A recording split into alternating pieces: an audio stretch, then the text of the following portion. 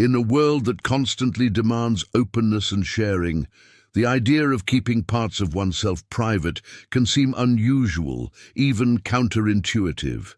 Yet, Buddhist teachings offer profound wisdom in the practice of inner solitude, holding certain aspects of oneself sacred and away from the public eye. Imagine a secluded garden, hidden from the noise and bustle of the outside world, undisturbed by the relentless push of opinions and judgments. This garden is a sanctuary, a place where peace can flourish, where you can nurture your spirit without external interference, and where you can find the strength that comes from embracing silence and solitude. In this private space, self-love and resilience are cultivated like rare flowers, shielded from the harsh elements of the outside world. Today, we embark on the story of Aiko, a Zen-inspired tale that explores the transformative power of preserving one's inner world. Aiko's journey reveals how the practice of guarding one's heart and mind can lead to profound self-healing and a deeper understanding of self-love. Through her experiences, we uncover the wisdom in creating boundaries, not as walls of isolation, but as spaces of protection and respect. This story sheds light on the delicate balance between openness and privacy, showing that true strength and clarity often arise when we cherish parts of ourselves in silence, nurturing our inner world with gentle care and mindful reverence. Aiko was a kind and open-hearted woman. Her life was an open book, and she took great comfort in being transparent, seeing it as a way to connect genuinely with others. From her early years, Aiko believed that sharing every part of her life was a mark of honesty. Whether it was her dreams, her struggles, or her fears, she felt that openness was the bridge to meaningful relationships. People around her praised her for her willingness to be vulnerable, to open her heart without reservation. Yet, as the years went on, Aiko began to sense an emptiness growing within her, a depletion that seemed to deepen with each passing year. She started noticing how her openness sometimes attracted those who took advantage of her vulnerability, people who left her feeling more burdened than supported. Friends dismissed her dreams as unrealistic, and colleagues misinterpreted her intentions, leaving her wondering if she had mistaken vulnerability for strength. The warmth and trust she offered freely started to feel like something others took for granted, leaving her drained and questioning her path. Aiko's once bright spirit was now weighed down by a sense of disillusionment and fatigue. She began to recognize how sharing every part of herself, while a beautiful practice of connection, also left her unprotected, vulnerable to the unpredictability of others' reactions and judgments. Each dismissed dream and overlooked intention felt like a stone added to her spirit, and she realized that her openness had inadvertently become a source of fragility. The boundaryless nature of her relationships left her feeling scattered and spread thin, as though pieces of herself were scattered among the people in her life, none of them fully valuing the essence of who she truly was. For the first time, she started to wonder if perhaps her concept of strength needed redefining, if true strength could lie in the wisdom of keeping parts of herself reserved, like a sanctuary known only to her own heart. Master Ryo's words lingered in the air, resonating with a truth Aiko had never considered. She realized that her openness, which she had always believed to be a strength, had in fact left her heart vulnerable and exposed to others' carelessness. "A temple," she repeated softly, letting the imagery sink in. For the first time, she saw her inner self as a sanctuary, a place that required care and protection, not something to be offered freely to everyone who passed by. Master Ryo continued, "In Zen, we speak of cultivating an inner garden, a hidden space within, where we nurture our spirit in solitude. It is not secrecy. Rather, it's a form of respect for the self.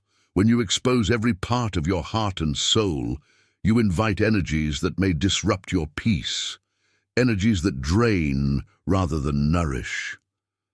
Aiko sat quietly, absorbing his words. She could feel the weight of her past openness lifting, replaced by a newfound understanding of self-preservation. The monk's words felt like a balm to her wounded spirit, offering her a vision of solitude, not as loneliness, but as a space of self-respect. She imagined her heart as a garden, hidden from the world, where she could tend to her own needs without interference. For so long she had believed that to connect genuinely, she had to reveal every part of herself. But now, she saw a path where she could still be open and loving without giving away every piece of her soul. Master Ryo's teachings were not just advice, they were a revelation, a guide to rethinking her boundaries and rebalancing her relationships.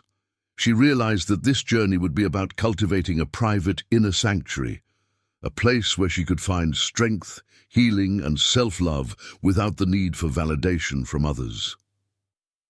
Aiko listened intently, feeling the profound wisdom in Master Ryo's words sink in.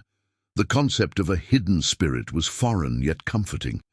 She realized she had been giving too much of herself to others, allowing her sense of self to be influenced by their judgments and opinions. This constant exposure, she now understood, had weakened her inner resolve, leaving her spirit susceptible to the unpredictable emotions and actions of those around her.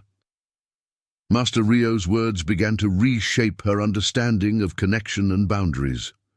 When you guard parts of your spirit, you're not withholding love or sincerity, he clarified. You are nurturing your essence in a way that allows it to grow stronger, to flourish without interference. As she absorbed this new perspective, Aiko began to see that preserving parts of herself wasn't about isolation, it was about self-respect. By keeping aspects of her life private, she could create a space that was entirely her own, a sanctuary free from outside influence where her spirit could rest and renew itself. She imagined this inner world as a garden, one where only she held the key, where she could retreat whenever she needed to find peace and clarity. Through this practice, Master Ryo explained, she could cultivate a strength that didn't rely on external validation. In this way, Aiko began to understand that self-preservation was not a retreat from others, but rather a way to reconnect with her true self, a path to a deeper form of self-love that would, ultimately, enhance her ability to love and connect with others from a place of strength and wholeness. As Aiko continued her visits, she found herself more drawn to the tranquility of the temple gardens and the wisdom shared by Master Ryo. She began to understand that not every thought, dream, or feeling needed to be shared or validated by others. Instead, she learned to cultivate an inner space, a personal sanctuary where she could find peace and renew her spirit. Master Ryo guided her in meditation practices that encouraged her to look inward, to sit with her thoughts and emotions without feeling the need to expose them. This inner world, he explained, is like a candle flame that must be shielded from strong winds. Exposing it too often can cause it to waver and sometimes even go out. Over time, Aiko noticed a subtle transformation within herself. By guarding certain parts of her heart and mind, she felt a new strength blossoming, a quiet resilience that she had never experienced before.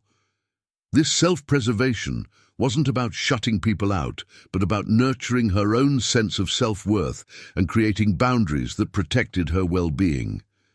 Each visit to the temple became a step toward healing, as she let go of the compulsion to be fully understood by others. Instead, she began to appreciate the comfort of her own company, finding fulfillment in the stillness of her inner world. Aiko discovered that this act of self-love, of cherishing parts of herself without the need for external acknowledgement, was deeply liberating. It allowed her to engage with others more genuinely, not out of need or validation, but from a place of inner peace and wholeness. In the peaceful sanctuary of her hidden garden, Aiko found herself reconnecting with parts of her spirit that she had long neglected. She began to recognize the beauty in moments of solitude, moments that allowed her to feel whole without external approval. This space became a wellspring of strength, nourishing her heart in ways she hadn't imagined. She could feel her confidence and self-worth growing, rooted not in the fleeting praise of others, but in the quiet certainty that came from within.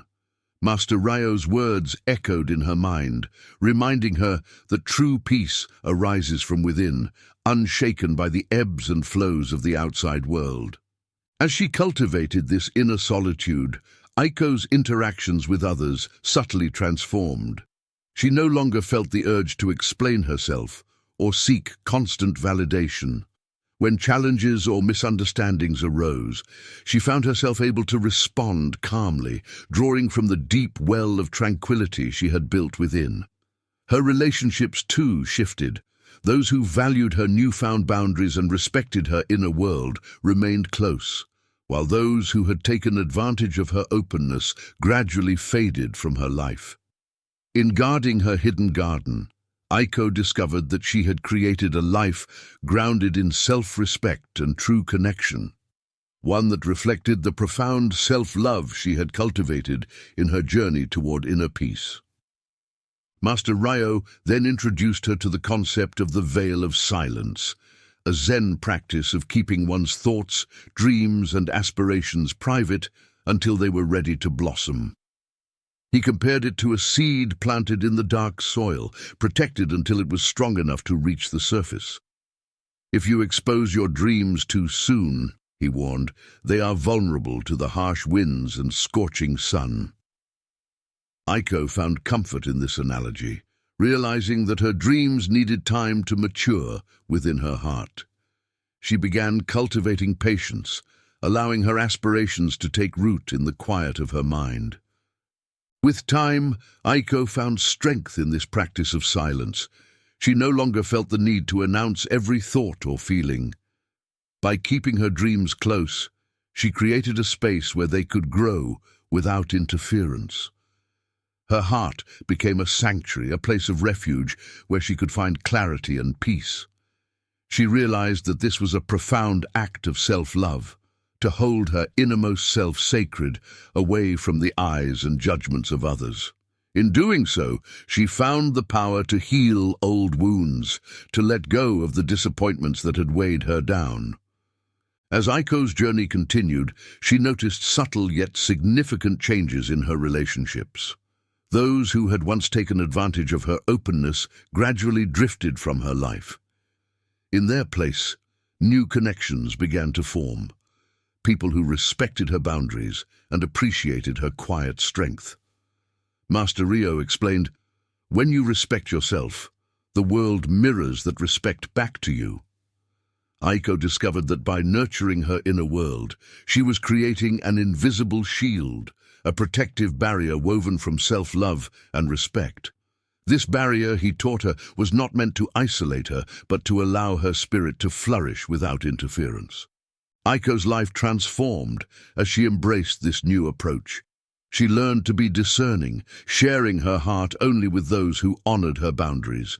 She realized that by valuing herself, she could connect deeply with others without losing herself.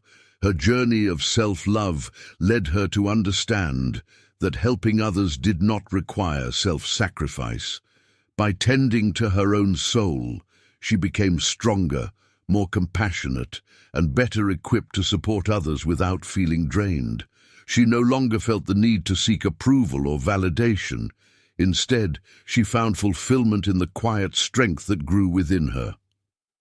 In the final stages of her journey, Aiko embraced the Buddhist teaching of impermanence. She understood that relationships, like all things in life, were subject to change. Rather than clinging to the need for understanding or acceptance from others, she found comfort in knowing that she was whole within herself. This detachment allowed her to enjoy each connection without feeling the need to expose her inner world.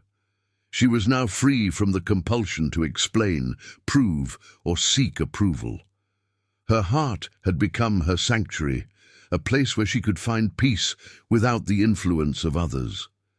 Through her journey, Aiko discovered that true self-love is not about isolating oneself, but about building a strong inner world that can withstand life's storms.